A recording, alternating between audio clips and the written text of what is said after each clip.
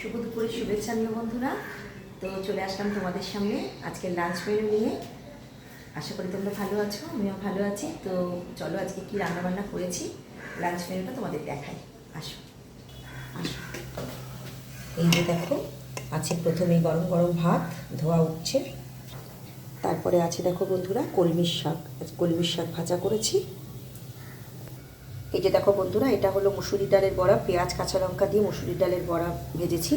খুব ভালো লাগে এটা খেতে, আমাদের খুব প্রিয়। দেখো এই যে ভাজা চলছে আরও।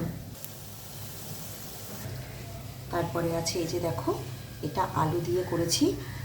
বোয়াল মাছ 3 পিস আর ফলের মাছ 3 পিস ছিল, সেই 6 পিস মাছকে আলু দিয়ে একসাথে করেই করেছি। আশা করি ভালোই লাগবে খেতে। আর এই যে দেখো বন্ধুরা, এটা হলো শুটকি মাছ, আজকে আলু পেঁয়াজ কুচিয়ে একদম শুকনো শুকনো করে ঝাল করেছি। খুব ভালো লাগে এভাবে করলেও খেতে। তো এই ছিল বন্ধুরা আজকের লাঞ্চ মেনু। কেমন লাগলো আজকের লাঞ্চ মেনু জানিও তোমরা কমেন্টস করে।